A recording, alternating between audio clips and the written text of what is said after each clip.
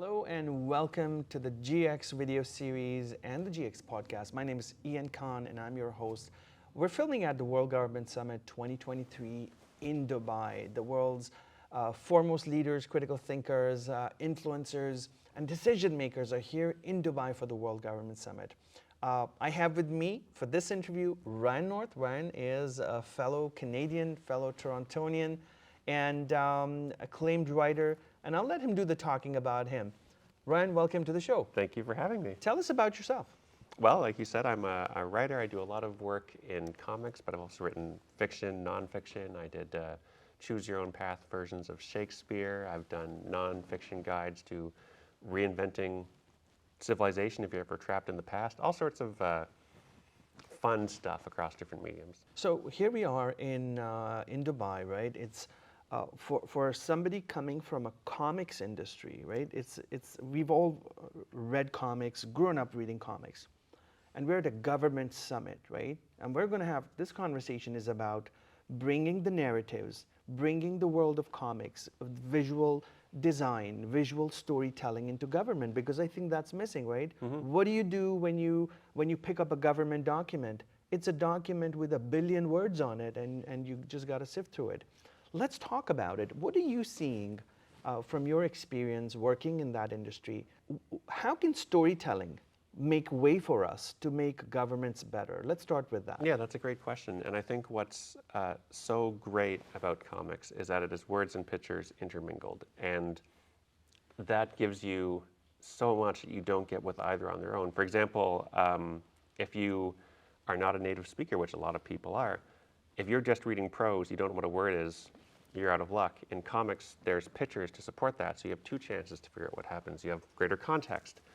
The other advantage we have in comics is it is an inherently fun medium. If I hold up to you a page of prose, just words on a sheet, and a page of comics, side by side, your eye will always go to the page of comics. There's color, there's action, there's shapes, and it attracts the eye.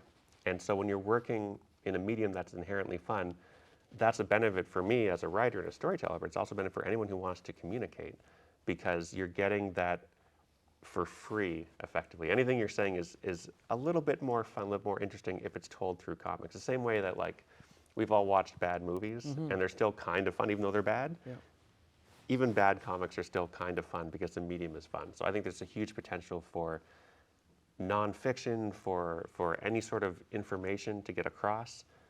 When you're working in that medium, it really makes it accessible in a way that you can't with just words on a page. Yeah. So you've also, of course, in addition to your books, that I'd recommend anybody to pick a copy, order them, do whatever you need to do. I also agree. To get a copy, get hands on the books. No, I really am. I really love books because you can immerse yourself in the mind of the writer for that amount of time and learn so much.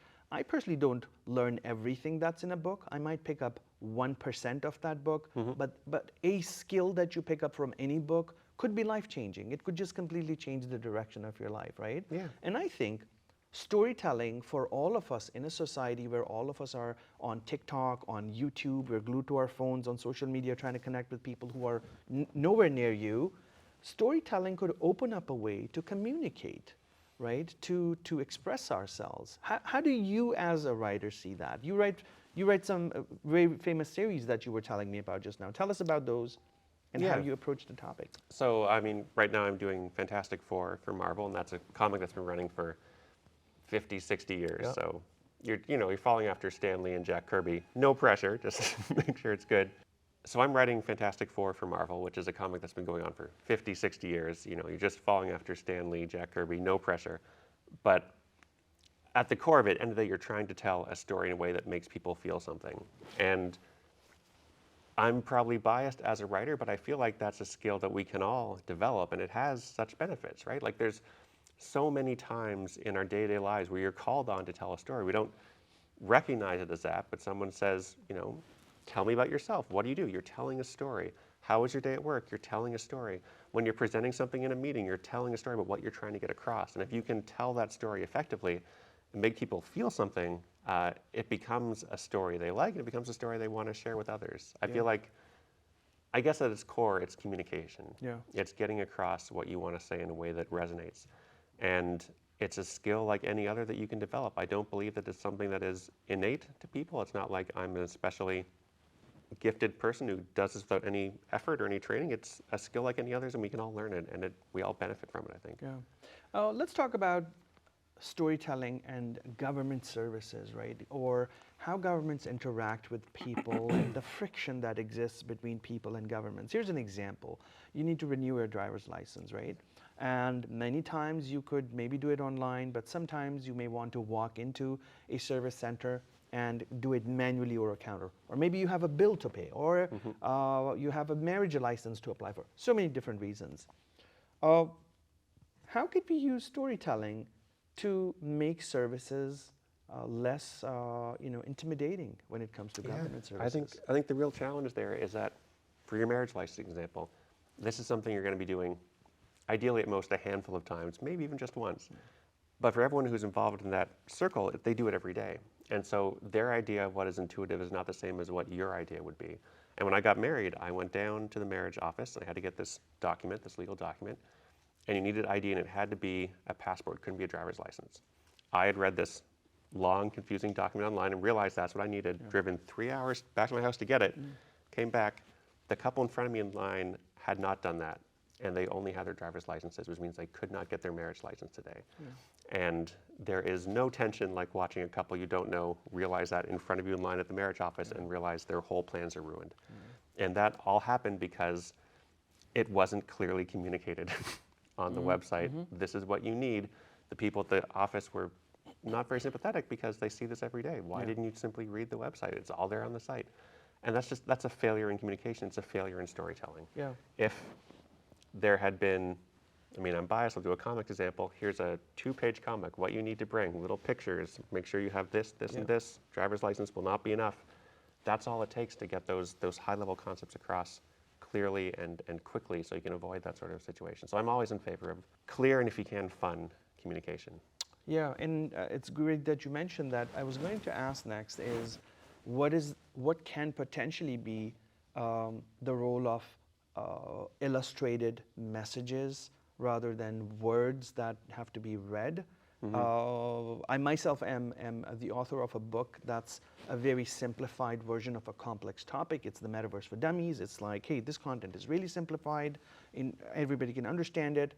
But what about illustrated content, right? That you just follow. There's maybe 4 panels of illustrations or messaging, and you got it, right? Yeah. Have you seen in your observation or in the industry that you work with that visual communication works better than written communication?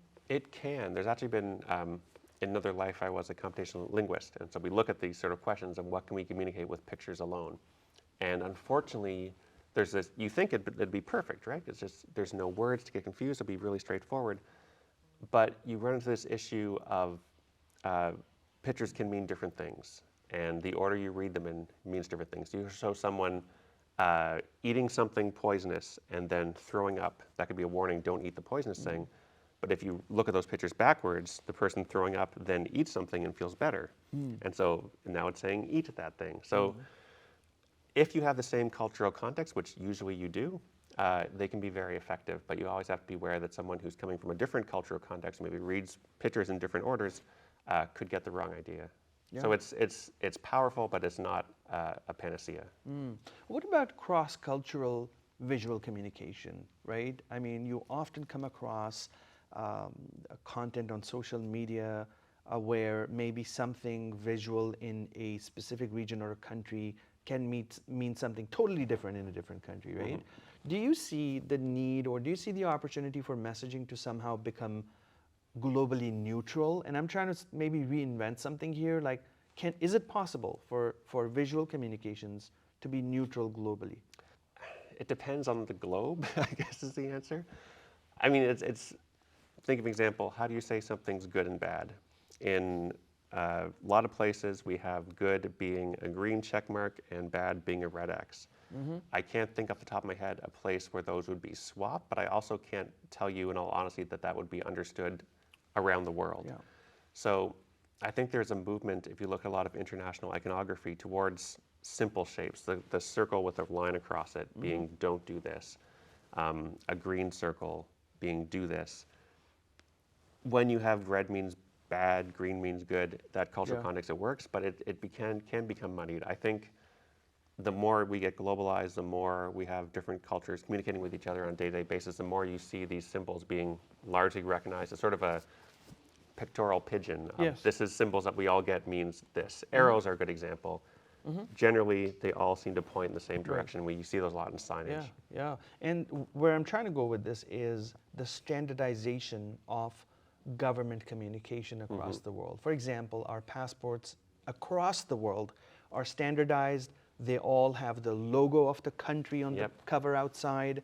The photo page is on the left side always for every passport in the world. I hope, I think. There is that standardization. I can believe it. And there's pages inside the way you can stamp and so on, and the address is at the back.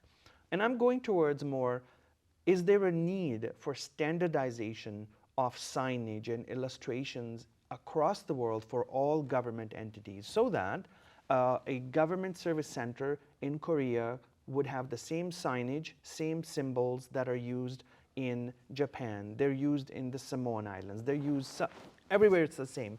And it's just, you know, making the world kind of an equal place, an equitable place where where people are comfortable and they know conventions are the same everywhere, right? I mean, it definitely prevents confusion. I think I'd agree with you that for iconography, that seems like an easy win. I think you can run into danger where you push beyond that into language and culture. Like, why do we not simply have one world language? Yeah. Why do we not simply have one world culture? And you lose a lot through that. When you're in a new place, being able to understand, to get your way around, to deal with a government service and not feel lost or not feel like you're in way over your head, that feels like a benefit to me for sure. Yeah, absolutely.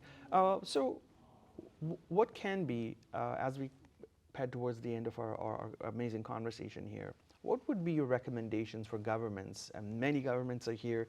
A lot of them will watch this video cast, they'll listen to it wherever they listen to podcasts. What would be your recommendations on incorporating visual communication in government, making it more simpler or more effective? Yeah, I mean, my advice would be not to be afraid to see what other people are doing. A lot of these problems have been encountered around the world over and over. Like, we all have to deal with the problem of how do you get information across in a clear way? How do you bring people to where they need to be? How do you say these three things are the most important? These questions have been solved in a lot of very similar ways, and we can learn from that. And like you say, as we move towards, if we move towards a more similar global standard, that helps everyone. Like, that makes communication easy and frictionless. It makes interactions with government agencies easy and frictionless. And that's, I think, the goal at the end of it is to not, if people could interact with the government and that'd be something they would look forward to and say, wow, that was so easy. I enjoyed that process. I feel like that's a goal for everyone, right? Yeah, absolutely. So you're also speaking at the GX Talks. What are you talking about? I'm talking about controlling the weather as a supervillain, but it does touch on government and governance too. Love it, love it. Thank you. Tell our viewers and listeners where they can find you, where they can source you and see your work. You can find me at ryannorth.ca and on Twitter, for as long as that lasts, at RyanQNorth. Perfect. Ryan, thank you so much. It's been an honor speaking with you. My pleasure. We wish you all the best and hope we can catch up with you again in a future episode. That'd be great. All right. Thanks so much. Cheers. Cheers. Thank you.